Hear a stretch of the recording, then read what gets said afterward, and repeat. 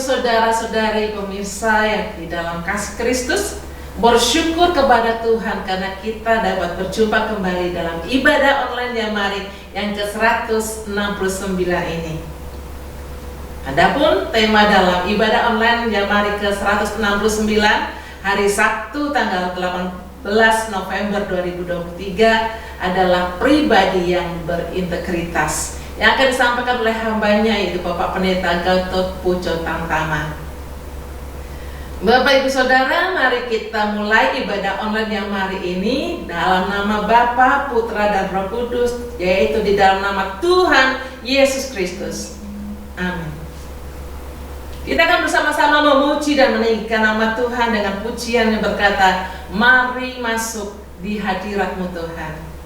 Masuk dalam hadirat Tuhan memberikan kita kesukaan yang besar. Ada kekuatan baru ketika kita ada dalam hadirat-Nya. Berhiaskan kekudusan Allah, kita masuk dalam perkenanan Allah. Haleluya.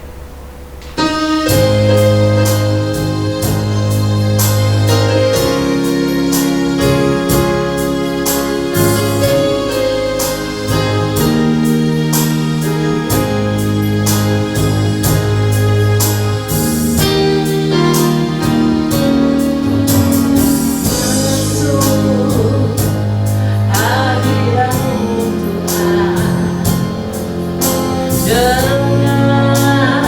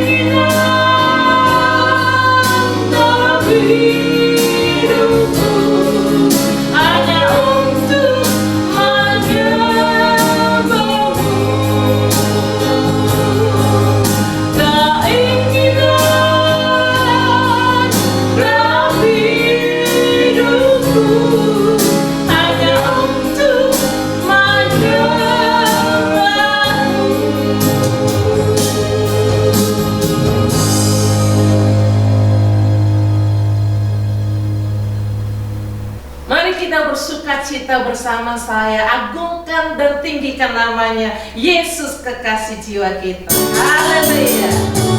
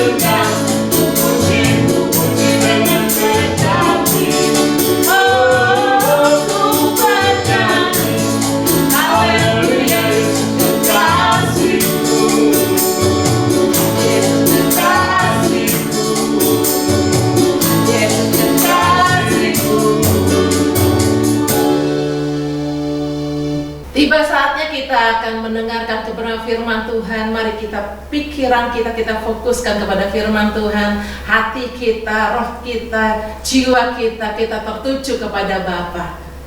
Karena Dialah pribadi yang akan menolong kita untuk mengenal lebih dekat akan Dia. Kita dengarkan firman Tuhan yang bertema pribadi yang berintegritas. Sebelumnya, mari kita nyanyikan pujian yang berkata, ku percaya janji-Mu ajaib Tuhan.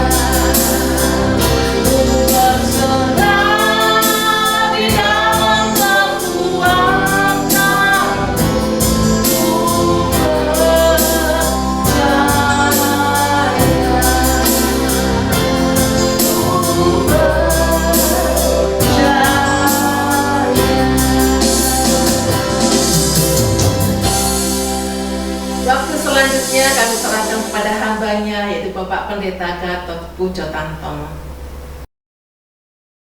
Salam sejahtera bagi saudara sekalian, keluarga besar dan sahabat Yamari yang dikasihi Tuhan, baik yang berada di seluruh Nusantara maupun yang berada di mancanegara.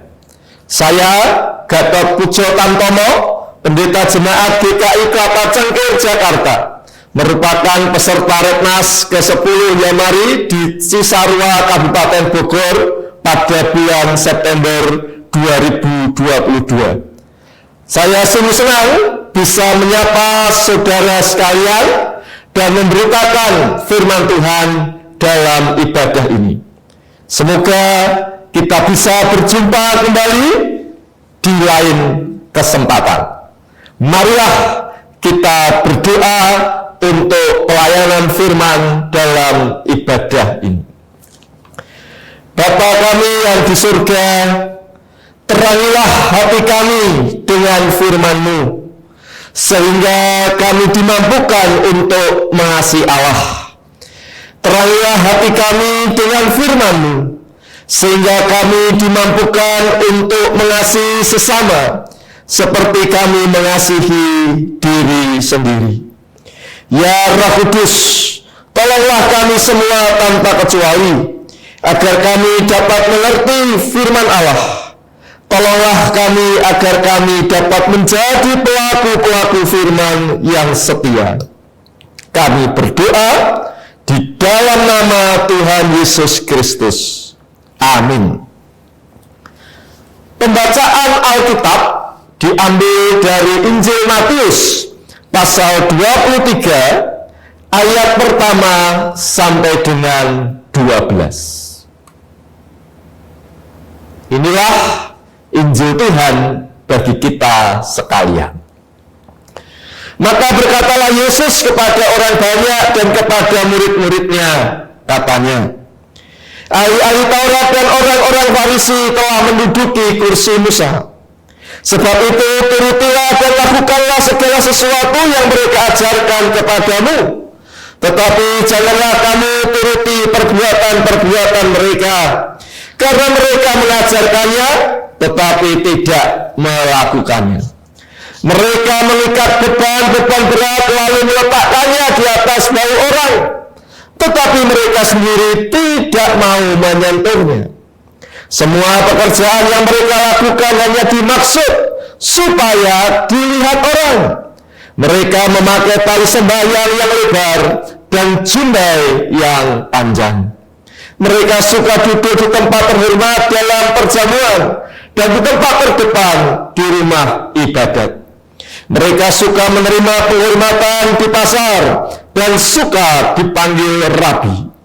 Tetapi kamu, janganlah kamu disebut rabi, karena hanya satu rabimu dan kamu semua adalah saudara. Dan janganlah kamu menyebut siapapun bapa di bumi ini, karena hanya satu Bapamu, yaitu Dia yang di surga. Janganlah pula kamu disebut pemimpin, karena hanya satu pemimpinmu, yaitu Mesias. Barang siapa terbesar di antara kamu, hendaklah ia menjadi pelayan. Dan barang siapa meninggikan diri, ia akan direndahkan. Dan barang siapa merendahkan diri, ia akan ditinggikan. Demikianlah Injil Tuhan Yesus Kristus bagi kita sekalian. Berbahagialah setiap orang yang mendengarkan firman Allah dan yang memeliharanya. Saudara-saudara yang dikasihi oleh Tuhan, tema khotbah pada saat ini ialah pribadi yang berintegritas. Dalam kesempatan ini, saya membawa belangkon.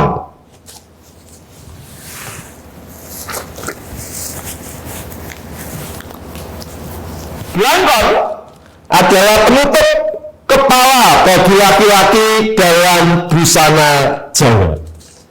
Jika kita menghadiri resepsi pernikahan yang memakai adat Jawa, maka mempelai laki-laki dan keluarga mempelai dan panitia yang berjenis kelamin laki-laki biasanya mengenakan belangkon.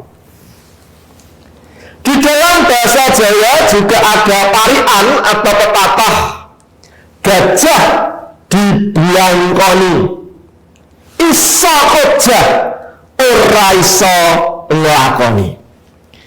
Bisa bicara, bisa mengajar, bisa berkhotbah, tetapi tidak bisa melakukannya.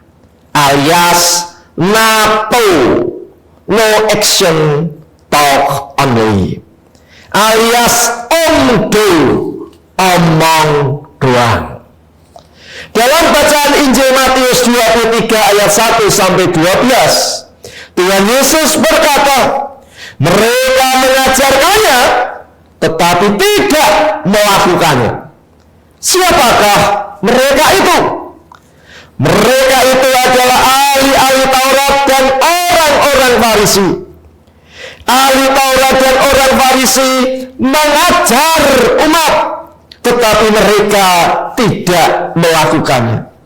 Mereka mengikat beban-beban berat, lalu meletakkannya di bahu orang, tetapi mereka sendiri tidak mau menyentuhnya. Keluarga besar dan sahabat Yamari yang dikasihi Tuhan, baik yang berada di seluruh Nusantara maupun yang berada di mancanegara. Siapakah ahli Taurat? Siapakah orang Farisi? Orang Farisi pasti ahli Taurat, tetapi ahli Taurat belum tentu orang Farisi. Ahli Taurat merupakan pengajar dan penafsir hukum Musa. Ahli Taurat berpegang teguh pada Taurat Musa. Orang Farisi merupakan suatu golongan dari ahli Taurat yang berpegang teguh kepada Taurat Musa plus adat istiadat nenek moyang. Ahli Taurat dan orang Farisi mengajarkan Taurat Musa. Mereka juga menafsirkan Taurat Musa dan memberikan peraturan-peraturan teknis pelaksanaannya. Salah satu perintah yang singkat, padat, dan jelas dalam Taurat Musa adalah ingat dan kuduskanlah hari Sabat. Ahli Taurat atau orang Farisi kemudian memberikan peraturan-peraturan pelaksanaannya yang begitu rinci dan detail. Apa yang boleh dan tidak boleh dilakukan pada hari Sabat. Berapa berat maksimal yang boleh diangkat ketika hari Sabat. Berapa jarak yang terjauh yang boleh ditempuh pada hari Sabat. Peraturan-peraturan keagamaan yang begitu banyak tentu amat membebani umat. Namun ironisnya, ahli-ahli Taurat dan orang-orang Farisi itu tidak mau menyentuhnya. Mereka tidak mau melakukannya. Saudara-saudara yang dikasihi oleh Tuhan, kritik dan teguran Yesus kepada ahli Taurat dan orang Farisi pada saat itu menjadi bahan buat kita untuk mawas diri pada saat ini. Sebagai pendeta jemaat, sekurang-kurangnya sebulan sekali saya menjadi pelayan firman dalam kebaktian Minggu GKI Kelapa Cengkir. Sebulan sekali menjadi pelayan firman dalam kebaktian remaja. 2 minggu sekali saya juga menyampaikan firman dalam persiapan para guru sekolah minggu dalam mengajar anak-anak sekolah minggu. Saya juga memandu acara PA 2 minggu sekali. Setiap hari terlibat dalam penyusunan naskah renungan mata iman GKI Kelapa Cengkir. Apakah saya 100% yang saya khotbahkan itu sungguh-sungguh saya lakukan? Ternyata tidak.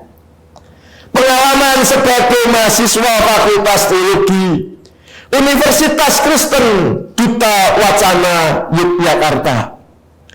Waktu itu, waktu studi normal untuk S1, 5 tahun.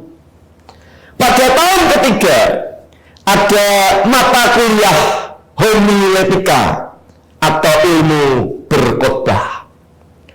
1 semester di tahun ketiga pada semester ganjil kami diajar untuk menyusun khotbah yang baik dan benar. Pada semester itu kami diajak untuk memperhatikan isi khotbah. Isi khotbah harus sesuai dengan kebenaran firman Tuhan, tidak boleh melenceng. Barulah di tahun ketiga pada semester genap kami dilatih untuk praktek khotbah, untuk membuat kemasan yang baik, kemasan yang menarik.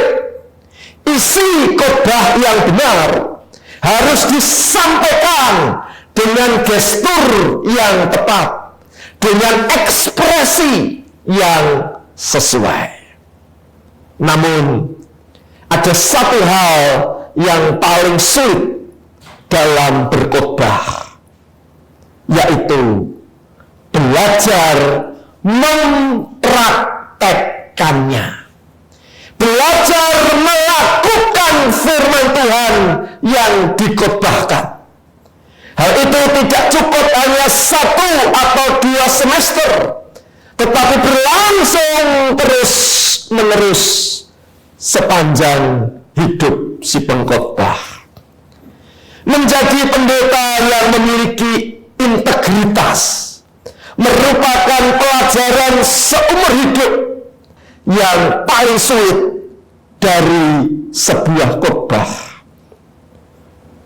Ada beberapa pendeta yang ditanggalkan jabatannya karena penyelewengan terkait uang, karena ketahuan berselingkuh. Gajah diblangkoni, iso khotbah ora iso nglakoni. Bisa berkhotbah tetapi tidak bisa melakukannya. Kritik dan teguran Yesus kepada ahli Taurat dan orang Farisi pada masa lalu menjadi bahan buat kita untuk mawas diri pada saat ini. Apakah kita lebih baik daripada ahli Taurat dan orang-orang Farisi pada saat itu? Ataukah kualitas hidup kita juga 11-12 alias tidak jauh beda dengan mereka? Di dalam gedung gereja ada worship leader yang menyapa umat, Shalom, Shalom. Namun ketika ia berada di tengah keluarga, ia justru sering menjadi biang kerok. Ia tidak menyatakan shalom di dalam keluarganya sendiri. Ada anggota gereja yang gemar menyanyi, ku mau cinta Yesus selamanya, ku mau cinta Yesus selamanya. Tetapi di dalam dunia kerja ternyata ia menghalalkan segala cara dalam meraih tujuan. Yang penting mendapatkan keuntungan, yang penting naik pangkat. Dalam urusan asmara, orang yang gemar menyanyikan ku mau cinta Yesus selamanya, ternyata termehek-mehek dengan pacarnya yang berbeda agama, sehingga ia memutuskan untuk menyangkal dan meninggalkan Tuhan Yesus. Keluarga besar dan sahabat Yamari yang dikasihi Tuhan, baik yang berada di seluruh Nusantara maupun yang berada di mancanegara, teguran Yesus kepada ahli Taurat dan orang Farisi pada saat itu menegaskan bahwa Allah menghendaki agar kita sekalian menjadi pribadi yang berintegritas. Satu kesatuan antara perkataan dan perbuatan. Satu kesatuan antara kehidupan di ruang privat dan kehidupan di ruang publik. Tetap melakukan sesuatu yang benar walaupun sulit untuk dilakukan. Tetap melakukan sesuatu yang benar sesuai dengan firman Tuhan walaupun tidak ada yang mengawasi, tidak ada CCTV, tidak ada bos yang memata-matai. Tanpa integritas, pengetahuan bisa menjadi modal untuk merusak dan melukai. Tanpa integritas, kekuasaan bisa menghancurkan sesama dan diri sendiri. Tanpa integritas, prestasi dan potensi diri justru menuntun manusia pada sikap tinggi hati. Tanpa integritas, pelayanan pun menjadi tidak berarti, karena ternyata yang namanya pelayanan itu hanya kulitnya saja, tetapi isinya untuk mencari kepentingan pribadi. Bagaimanakah menjadi pribadi yang berintegritas? Hal pertama yang perlu kita perhatikan, jadilah teladan. Ahli-ahli Taurat dan orang-orang Farisi telah menduduki kursi Musa. Sebab itu turutilah dan lakukanlah segala sesuatu yang mereka ajarkan kepadamu.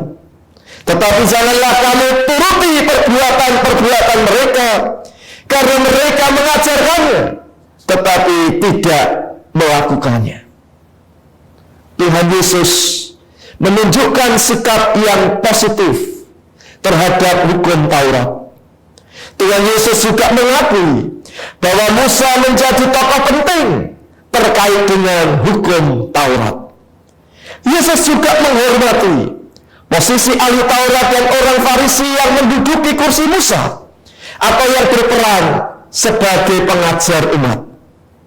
Yang ditentang oleh Yesus adalah ahli-ahli Taurat dan orang-orang Farisi yang tidak menjadi teladan, tidak memberikan contoh yang baik, hanya cakap mengajar, tetapi tidak melakukannya.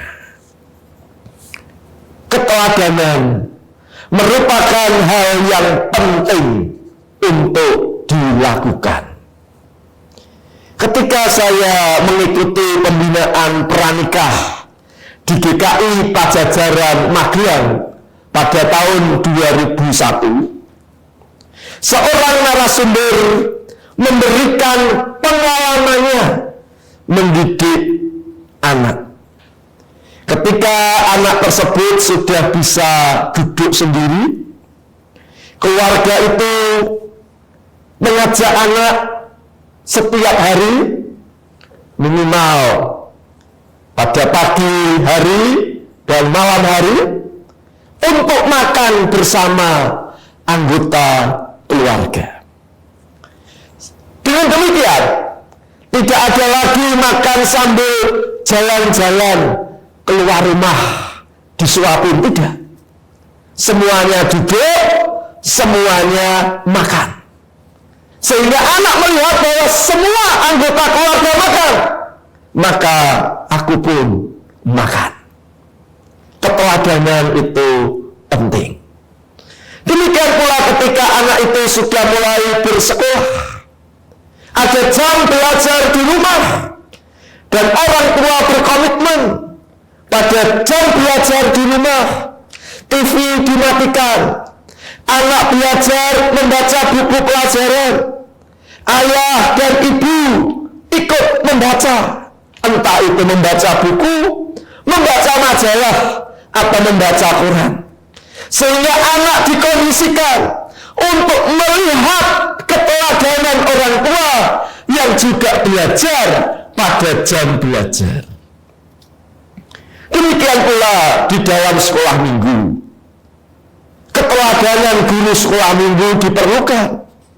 Guru sekolah minggu yang datang sebelum waktunya akan sangat efektif ketika ia menghimbau anak-anak, menegur anak-anak yang datang terlambat.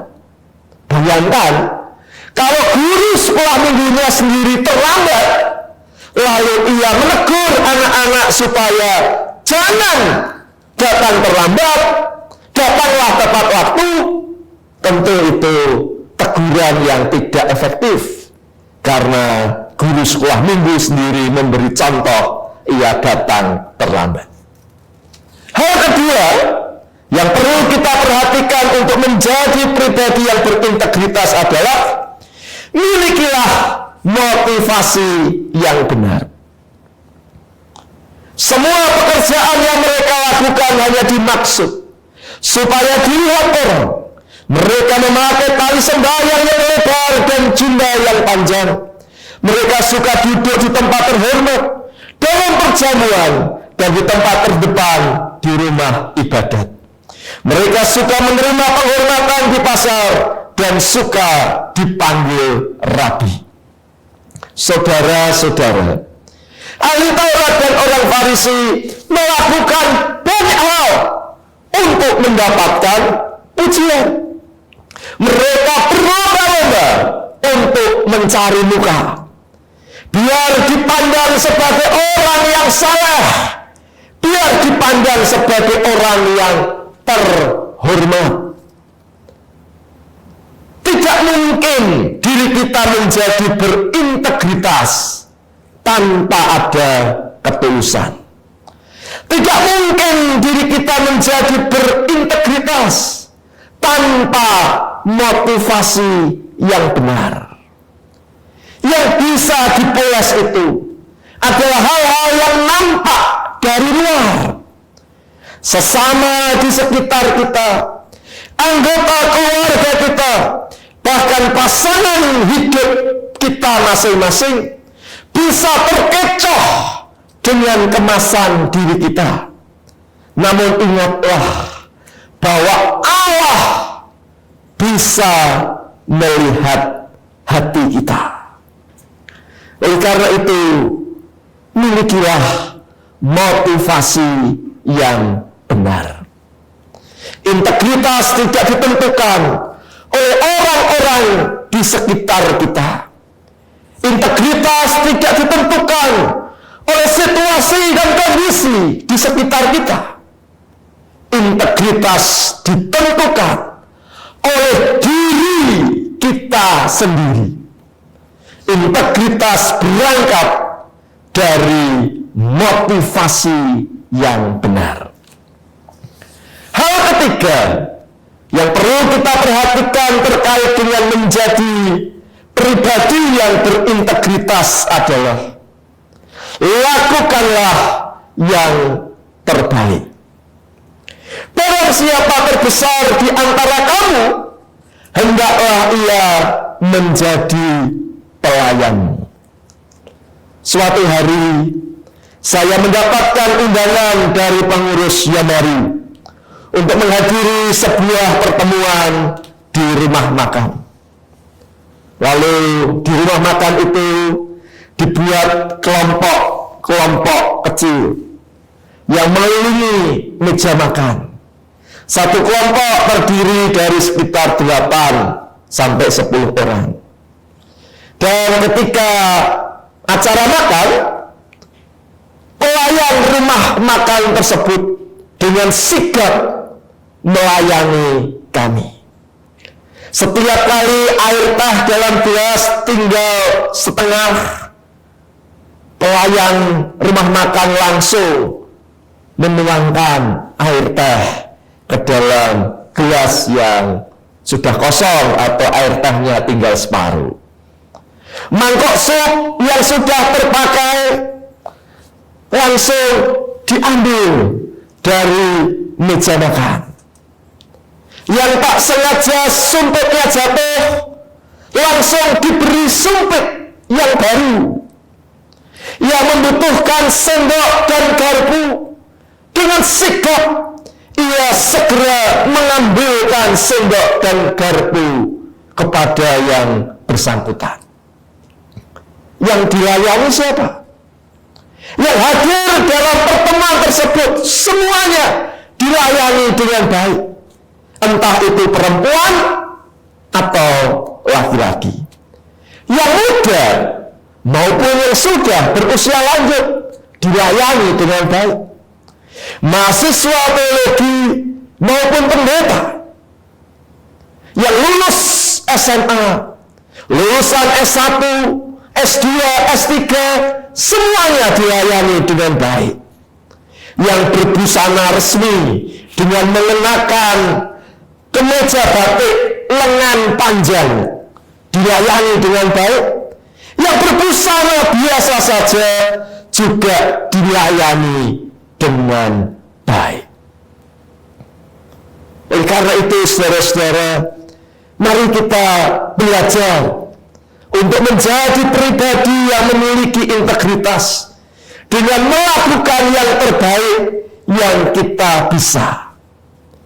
Karena berintegritas berarti ada yang mengawasi atau tidak, berikanlah yang terbaik. Yang hadir dalam kebaktian ratusan orang atau hanya segelintir orang, berikanlah pelayanan yang terbaik. Berkarya di kota besar atau diutus ke pelosok desa terpencil, berikanlah yang terbaik. Mendapatkan pujian atau tidak dari pelayanan kita, tetap berikanlah yang terbaik. Keluarga besar dan sahabat yang mari yang dikasihi oleh Tuhan, baik yang berada di seluruh Nusantara maupun yang berada di mancanegara, dalam rangka pemilu 2024, kita akan memilih calon anggota DPR, calon anggota DPRD, calon anggota DPD. Kita juga akan memilih pasangan calon presiden dan calon wakil presiden. Salah satu hal yang perlu kita perhatikan sebelum memilih adalah rekam jejaknya. Apakah ia pribadi yang berintegritas?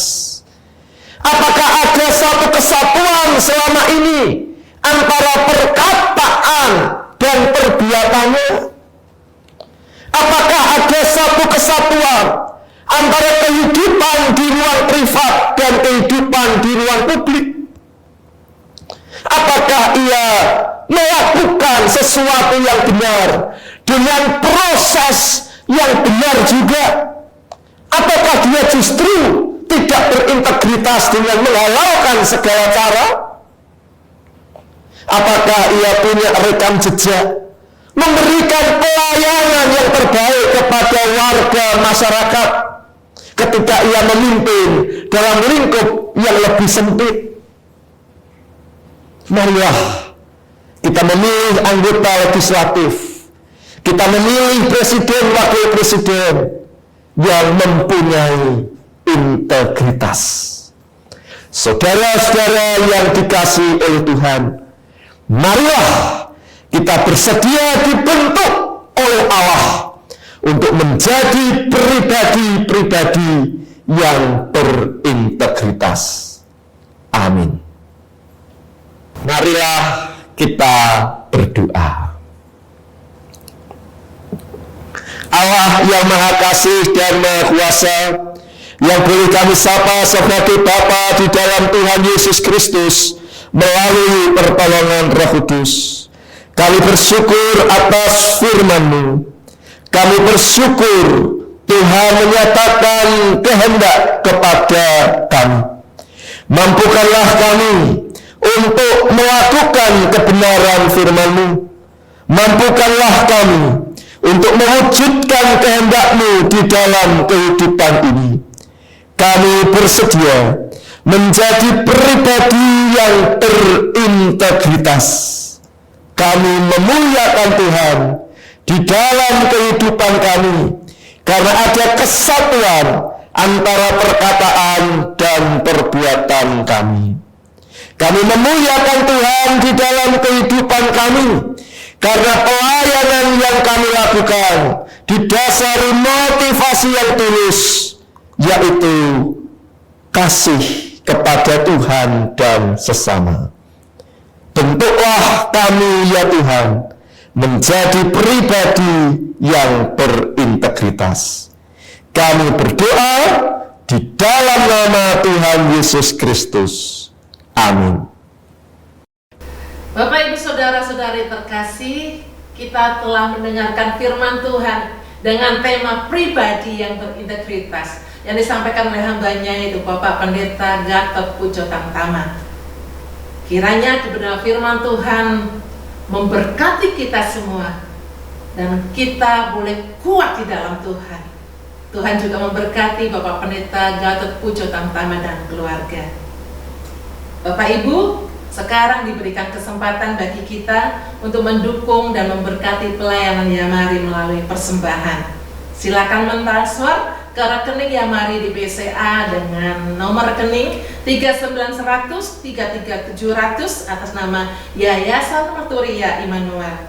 Terima kasih atas dukungannya. Tuhan Yesus memberkati. Saat ini kita akan masuk dalam doa syafaat. Waktu dan tempat saya serahkan kepada hambanya yang melayani. Bapak Ibu Saudara yang dikasihi oleh Tuhan Yesus Kristus, mari kita berdoa syafaat bersama-sama.